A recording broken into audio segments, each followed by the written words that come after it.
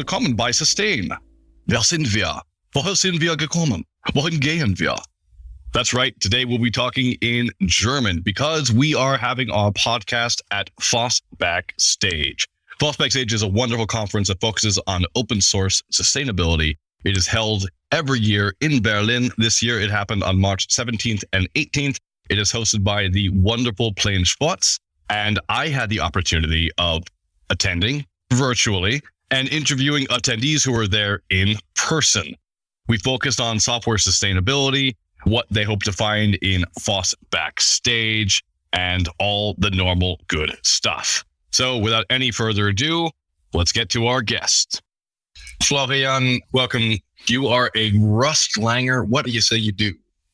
I used to be a Rubyist. Now I'm a Rustacean. So every programming language that starts with RU is great. As a rule of thumb, I used to run conferences. And mainly, my open source contribution is mainly on the organizational side. I am a programmer by trade, but that's mainly my day job. And nowadays, I have formed a business around the Rust programming language called Ferrous Systems. Yep. And we do actually do open source maintenance, for example, through Open Collective. Oh. So we're not only working through the classic model of, selling things to customers and then taking some of the shares to invest that in open source. We're working by a different model. By the things we do open source, we also get community funded because that gives a much better and direct relationship. Okay, how do you get them community funded? Sorry, this is fascinating. How do you get them community funded? Well, we actually have two projects around that, two main projects. One is called Rust Analyzer, which is the IDE you usually use for Rust nowadays. Used to be a project that was outside of the Rust project. It is within the Rust project for a couple of weeks now. But one of the things we did 2 years ago, we said, if we're developing this IDE and we're assigning engineers to it, let's start a fund because this has broader use than to any one of our clients. This has such a broad use that it's hard to argue to any individual party, you should pay your share. So we'll just open this up. And the thing we give back is first, the delivery of the software. Second, weekly reports on what we actually did. And also make sure that we use some of the funds to pay towards contributors that are outside of our organization. So we're kind of like handling this amount of money in trust and managing that. And took us a while to learn that, also how we do the public communication and all of this around that. But after 3 years, we're actually quite happy with that. 3 years sounds like a short time to get all of that great learning involved. This is amazing. This is really, really cool. I love how you started the fund. Are you using Open Collective for that to make that fund work? Yes. Awesome. Okay, so that's a great story straight off the bat. So you were one of the founding members of the Rust Foundation, according to your Twitter profile. That's really interesting. And it's interesting because what happens with foundations is that they're often founded by the BDSL, right? The benevolent dictator for life. And there tends to be a foundation and then a for-profit company. You have a for-profit company, Ferrous Systems, which hypothetically helps employ you and make sure that you continue to have food and croissants. Not that those are different things. My question for you is, how did you plan that? Like, why didn't you plan on, say, Rust Foundation giving you money and the like? Like, how is it that you've also decided to build a separate company as well as being involved with open source, as opposed to just getting open source to pay you for everything? Okay.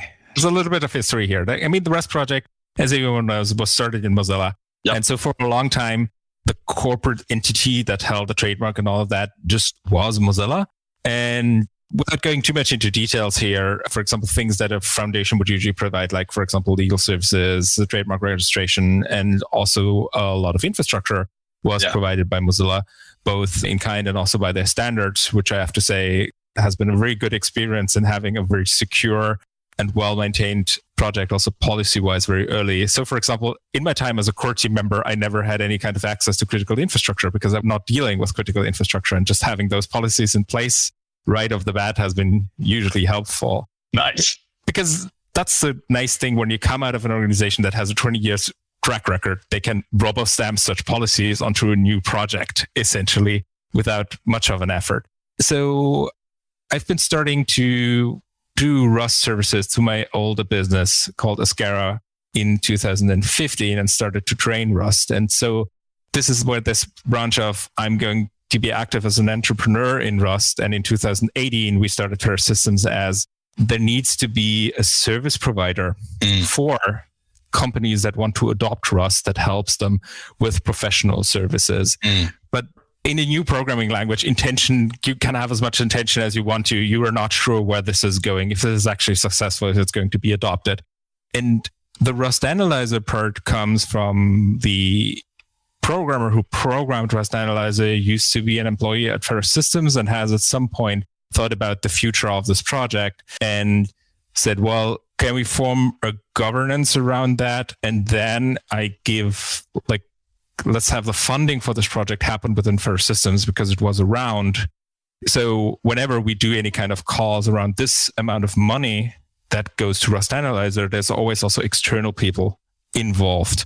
Mechanically, it works even by Rust Analyzer has a separate bank account just to make sure that if someone is asking us, like, what are you doing with the money? Just the ability to say, okay, let's go to a bookkeeping system. This is actually all the money that came in and this is what we did with it. So that amount of bookkeeping is really important because like that allows us to be transparent to say, hey, this is basically, in this case, the community is our customer and the service is an open source project. The Rust Foundation came later. So the Rust Foundation is about a year old.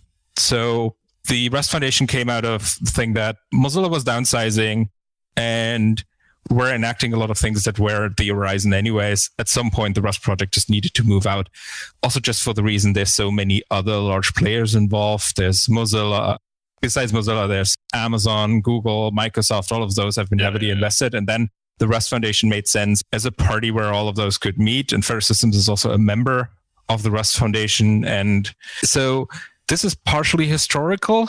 And the other thing is, well, I'm not sure if that idea of the foundation around an ecosystem should do everything. So the goal of the Rust Foundation, when we created it, was support the Rust project proper. And as Rust Analyzer was not a part of the Rust project back then, the focus of the foundation is more, how do we make sure that all the infrastructure for building the Rust programming language, that the teams are working well on all of this, and that's already a ton of work.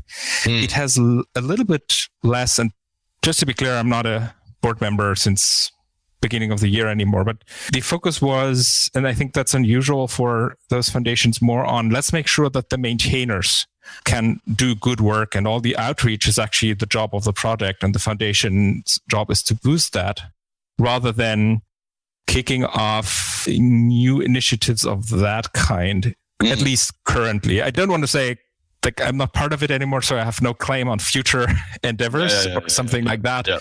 But just making sure that the software delivery of the Rust compiler stays sound, safe, and that every 6 weeks sees a release is already a big chunk of work.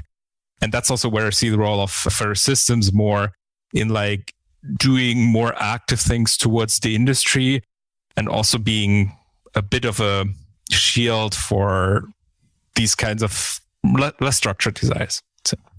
I like that. I kind of brought that up, and I wanted to know because I recently talked to Dries Wittfert from Acquia and Drupal about the Drupal Acquia split and how that works. And I've also been noticing that the PHP foundations have founded.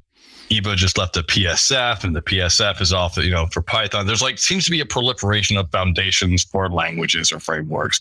And how those work has always been very interesting to me, particularly when there's a lot of collocation with people who also have industry companies. And so it's just very interesting to me to see your particular setup and how it works. I'm also trying to fit a lot of content into a very short time. So thank you for talking fast like I do.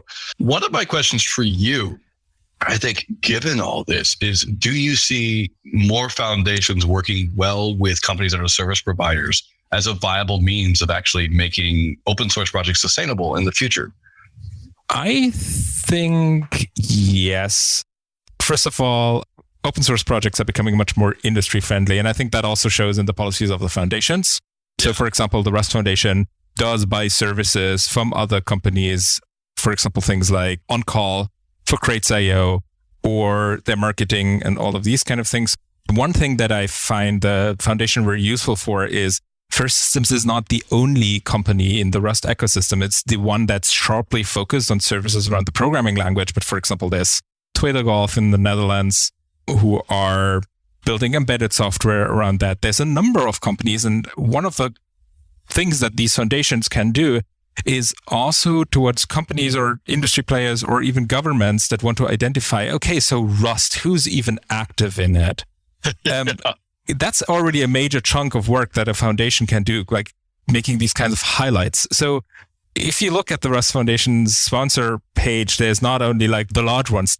I think there's like 30 silver sponsors now. And this is especially interesting because in Europe, it's unusual to sponsor something like 300,000 towards a foundation, which the silver memberships often cost. But there's a lot of companies that are willing to pay the silver membership and get represented as a group instead by voting for a member.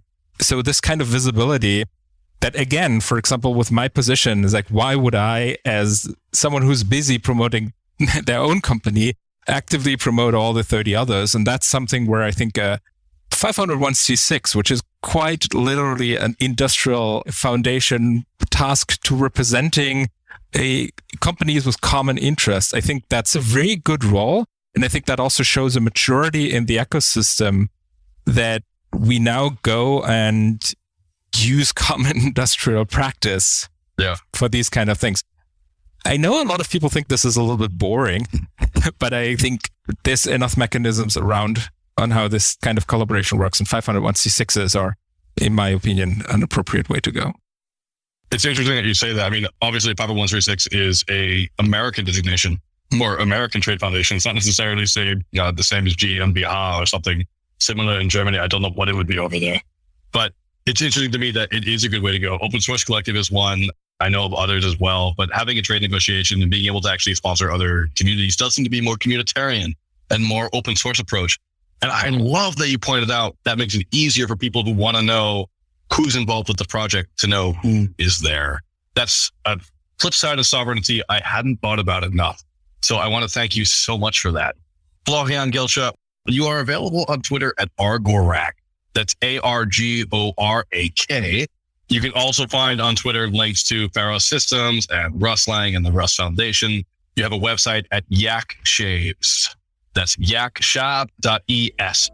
No, this was great. I really appreciated it. This was a wonderful conversation. Even though it was short, it was sweet.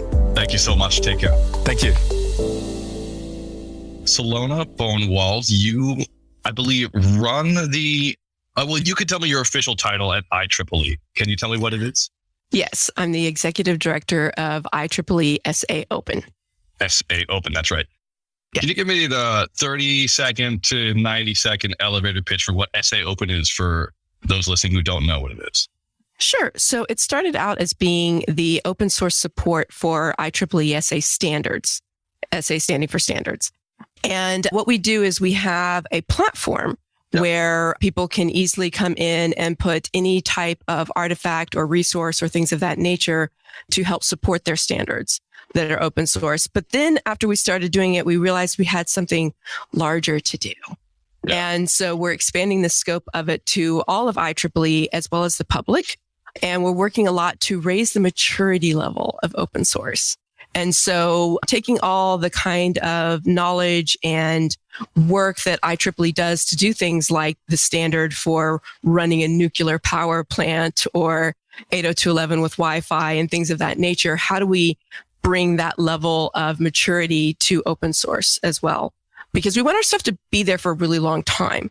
And so we've made a lot of architectural decisions based upon that, as that whole sustainability for right now on our publishing portion on Explorer, we have like almost, not quite, but close to 6 million papers that have been published, including Nikolai Tesla's papers from like 130 years ago. Nice. And so when they say sustainability, honey, we mean sustainability. Awesome. Thank you so much for that. IEEE is a huge, huge network. You have almost 500,000 members, 423 according to Wikipedia, 160 countries. Obviously, over 100 years worth of publishing data and standards, which is really exciting. One of the questions I have for you is, and I know we've talked about this before, you've been on the Sustain podcast at least once, which is really great. Listeners can go check that out at podcast.sustainoss.org. One of the questions I have for you is, for guests who are naive, how do standards interface with open source? Like, what does it mean to have an open source standard, and where are these standards being applied? So there's a lot of different levels of that go on at IEEE. The first thing that we were trying to do is support a standard with open source artifacts and normative references and data and things of that nature. And so we were first focusing in on that. But then we realized we needed some more integration than that, and then also wanted to open things up to the public at large, as well as IEEE at large. And so we're doing other different things in regards to that. And it's kind of funny in that, like, right now, there's a new study group that's being done. So IEEE standards take a while. They're not done really quickly for obvious reasons. And so that's going to be a little bit of a culture clash with some of the open source people. But we're working on one that's called Open Source Software Project Governance, which is going to be more of a best practices. And what's happening is that's all being developed over on the standard side.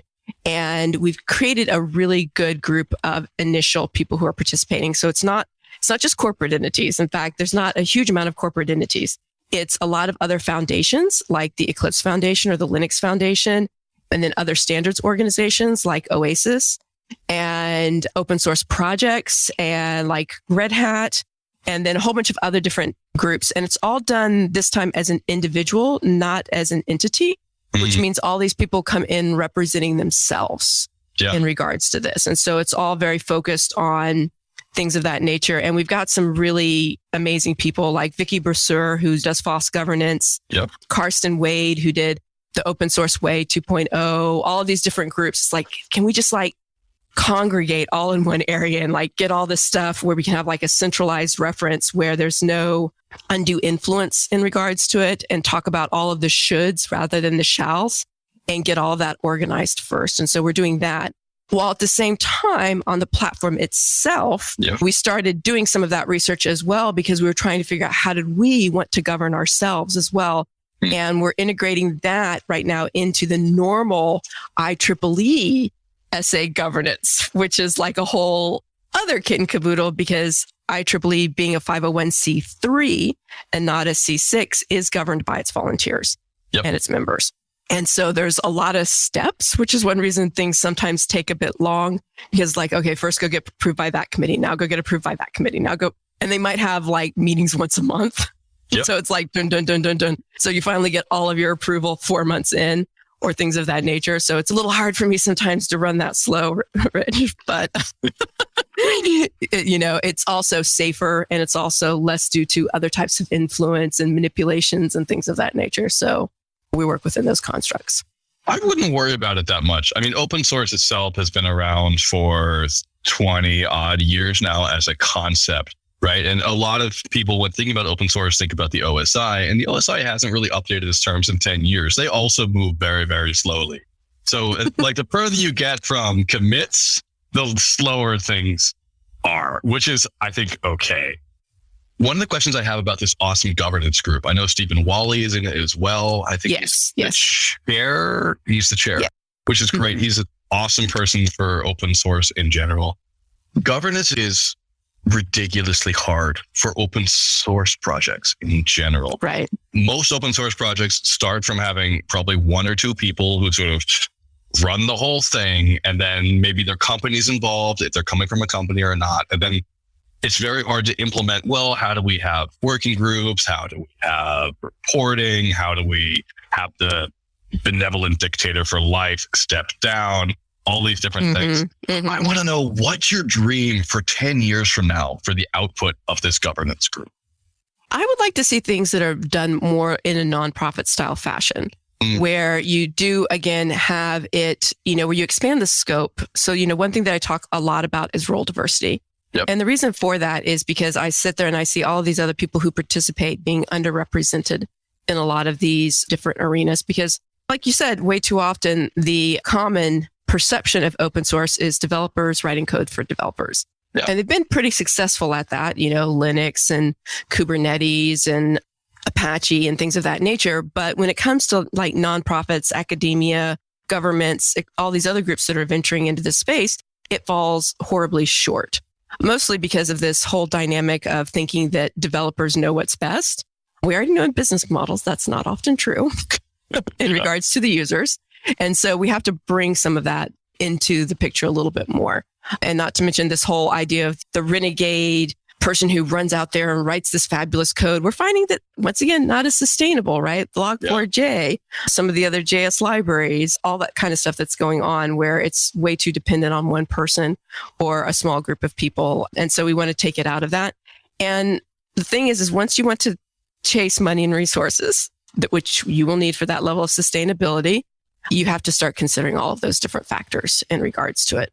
And so that's one reason why we're looking at a lot of that. And that's one reason why we did a platform, is because we wanted to really start to figure out how we could crack the metrics on a lot of that. And Amanda Kasari has been doing a lot of work with that over at Google and Ocean with Vermont, and going through and looking at those, and Heath over at Dial, and the gals that just gave a presentation here for the prototype fund with Germany. What are those qualifications for when you do give money, and what does that look like, and how do we do that? How do we do those funding models? And we're tackling that at IEEE as well. We have the IEEE Foundation, and we actually just finished up our first one where, we had some money come in, we went out and we did the thing for it, and now we're doing the reimbursement process. And it was hard and involved, and a lot of stuff had to be taken care of and done paperwork wise, and new contracts had to be written, and la.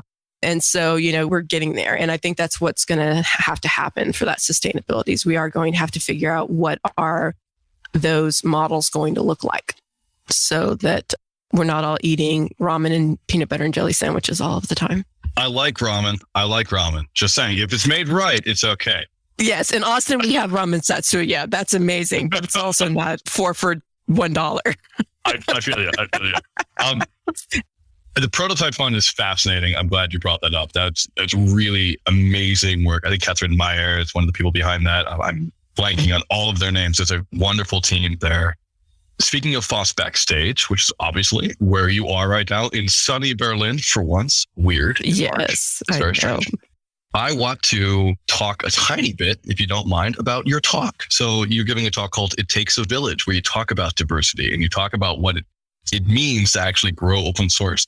Can you share a bit with us about what the main brunt of that is and how that's relevant to this? The main brunt of it is basically considering IEEE and its reputation, right? It's known for being trustworthy. It's known for being safe. It's known for doing all of these other different aspects.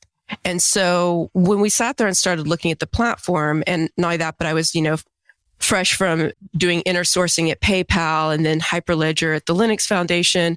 And not only that, but as you know, I've been involved in open source for a really long time. And it's always been like this weird relationship with a lot of the open source stuff, because really, I was a C and C++ coder and some Java and some other languages I don't want to admit to. But, in 2004 is really when I stopped being a real coder, in my opinion. Now, I still did websites and some scripts and things of that nature, but it's not real coding. It's not creating objects and doing these massive back-end systems for massively multiplayer online game worlds. And it became funny because as a woman, I suddenly became what I didn't want to be, which was marketing and the event organizer and all of these other different social things that I'd never perceived myself as being previously. And as some of y'all, and some of y'all know, I'm still sometimes inept, right? In that, I'm often told I'm too blunt and I'm too aggressive and I'm too all of those different things, whatever. But in the open source realm, it became a funny dichotomy in that I was not seen as a core person, even though I did all of these core contributions. And so I was like, I really want to bring in that diversity into this. And IEEE ends up being a perfect place for that, because it's not normally thought of as an open source place, right? There are electrical engineers, there are chemical engineers, there are all these engineers. And to me, we don't get to open data and open hardware and things of that nature until we start including those communities and we start including those people. And then we can get to open research and open publishing. And so with that brought the role diversity. And so they're saying, okay, here's all the different groups. And so the talk is basically about some of the structures that we created to create that role diversity by creating these different advisory groups. And the advisory groups are now creating, different ways of handling that. My favorite example that I like to talk about is under the community advisory group, we have an education subgroup, which is a special interest group. They did an evaluation of the platform, and they also did evaluation of a bunch of other open source tools that are not currently on the platform. and then went to the technical advisory group and went through their submittal process for asking for new features and new tools, and both did the process as well as gave them feedback on their process as well. And that's the kind of thing that I think open source needs to evolve to, is what are your processes for deciding the new features? How do you make those more community oriented, and how do you make those more friendly towards the users themselves? And then with the marketing group, they were kind of like, oh, and here's some ways that we can get the information out about this too. And how can we support that too? And so that's kind of how the role diversity fits in. And so I talk about a lot of both the constructs and the actual processes that they've created and some of the work that they've done. So I realized I may have not asked this question before, and I'm interested in your answer to it. Let's say I'm interested in starting a new project, either at my company, let's say actually Open Source Collective, which is where I'm currently working. Mm-hmm. How do I use the IEEE platform? How do I sign up? It's really easy. You go to saopen.ieee.org and sit there and follow the sign up process on there, which isn't as easy as it should be because of secure login and blah, blah, blah. But do that. It's actually free. I know it doesn't look like it's free, but it is, I swear.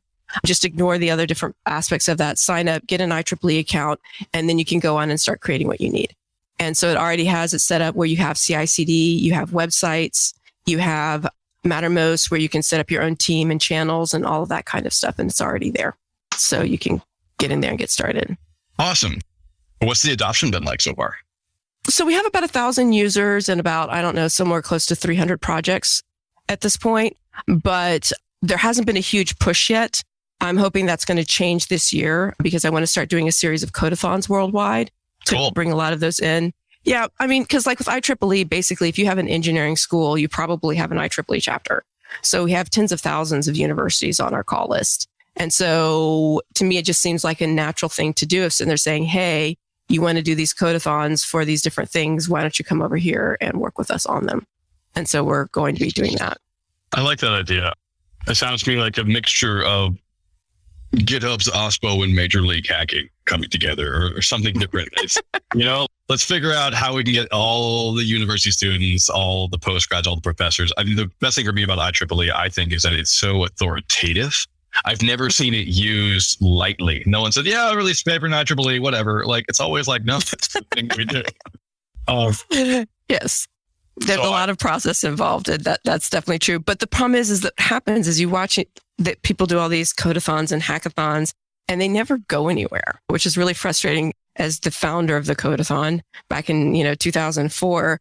And it's frustrating to me to watch these things die. And I think it's because like a lot of times they're way too haphazard about doing it. So we're going to be doing it a little bit more Silona style, which I believe is a little bit more IEEE style, where we're going through this entire process. And it's kind of funny in that it ends up being sort of like Google Summer of Code, except for I'm trying to make it more inclusive instead of exclusive. Because with Google Summer of Code, you have to go through all these application processes and do this and do this and do this. And it ends up being a lot of work. And a lot of people get told no. And so it's kind of like, I don't really want to do that because that wouldn't be good for me, honestly, at IEEE. And so instead, it's like, how do we make all this very public with all the matchmaking? If you don't do a good enough job, well, then you don't get any volunteers, and set something up along those lines. And so that's what we're looking at, is how do we actually do a more inclusive approach? And so there'll be a lot of prep before the event happens. Let's just put it that way, where they'll be pairing up with the nonprofits. They'll be working with the designer. They'll be getting everything scoped up and written down. And then you start doing the code and you start doing all of those different pieces. But before then, you actually do a fair amount of work ahead of time so that you can correctly make sure that you fulfill the nonprofit's needs. I like that. Can you talk to me a bit about funding? How easy is it for projects on IEEE SA Open to get funding for their projects? Or are you helping them do that? Like, how do we sustainably help every project be able to continue to work in a fiscal manner? So that's one of the things that we're trying to figure out right now. One of the things that happens with IEEE is, once again, 501c3, yada, yada. With our foundation, we only offer resources, not cash. And so there's a bunch of different things that we're doing in regards to those, where it's like, we can hire people for you to help you with each of the different things.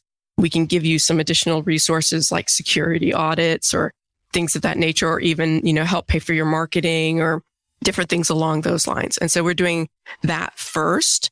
And right now, I have to admit, we're a little bit exclusive in regards to that, where we start at $50,000 and then we're going up from there. And so we're trying to land larger deals in regards to that because of the fact that our foundation takes so little overhead. It's something like 3 or 4% that we only try to at first broker the larger ones. I know Josh Gay has some other plans, hopefully in the future, where he can do the smaller ones, but we have to set up a lot of infrastructure before that's going to actually happen so that we can get to that automation process for it. But that's what we've got right now. And like I said, we did our first one, which is where some money came in, and then we set up a version of the platform for them and brought code over and helped them do their deployments of their new open source code base. Love it. Talk to me a bit about collaboration. So I know you've been around for ages and everyone knows you, which is the best. For those of you who don't know Silona, I really hope that you're enjoying this conversation. One of the things I'm curious about is IEEE, for instance, you mentioned the governance group is working with these amazing people, Vicky, Stephen Wally, et cetera. Can you talk to me about over the next year or two, what collaborations are really going to make it better for people who use the platform? What are you looking into? What are you excited about? Well, I'm excited about bringing more people into the advisory groups because I feel like the advisory groups are doing a lot of really good basic work on the platform itself to make it, more friendly and as open as possible. And so I'm hoping to see a lot more happening with that and recruiting different people for that. And then also watching the tool itself evolve with the codathons, where we can get more and more to my ideal, which is the codathon in a box, where it's like, okay, you go in, you sign up, you create all the stuff, boom, boom, boom, boom, boom, all the stuff goes there. And you don't really have to run around looking for things or making sure that things work or any of that. It's just there. And so I'm hoping that all of that can be as extremely collaborative as we would like it to be, because one of the things that we're doing is we're talking to all of these other open source projects that already exist. I see no reason to reinvent the wheel, and instead going through and speaking with each of those other different groups going, okay, we want to use your stuff. How do we use it? What do we do here? Et cetera, ad nauseum. And so we're doing things like that with GitLab and Mattermost. And Big Blue Button is its own open source community, so there's no corporation to go and talk to. But we are trying to figure out how do we do each of those different collaborations, and also how do we cross collaborate? Because one of the things we're doing with this platform is we're being, 100% open source. And so that means we're working on releasing our infrastructure as code as open source, for example, so that you can go through and install these things and get them going on the cloud. And then we're also working on our members going through and changing those things and having those features. And how do we make sure that those features not only are on our instance, but we also help them guide through like GitLab or Mattermost. And then also, any of the interoperability tools that they create, making sure that those get open. And so there's a lot of collaborations that we hope to start having with that, both upstream and across stream. So if someone else uses the platform and they add some new tools in, great. How do we work with them and make sure that it also gets across all the versions of the platform? So I view it as almost 3 directions, up to like GitLab, down to like the new features that we create, and then across ways for anyone else who also wants to use the platform. Silona, I love it. Thank you so much. For those guests who don't know, Silona is accessible on Twitter at Silona. That's Silona. Also Silona.org. But you want to check out IEEE Open, go to https:// those are forward slashes, for those of you who don't know, saopen.ieee, that's 3 E's.org. Always good chatting with you. Can't wait to see you in the real world again. All right. I really hope you enjoyed that. Once again, this has been a Sustain/FOSS Backstage interview. If you're interested in talking more about these subjects, you can always check us out on Discourse at discourse.sustainoss.org. That is our website. We have a whole forum. We're just waiting to hear from you. We're also curious about your thoughts in general. So feel free to send us an email at podcast@sustainoss.org or on Twitter @sustainoss. Thank you so much for listening, and I hope you take care.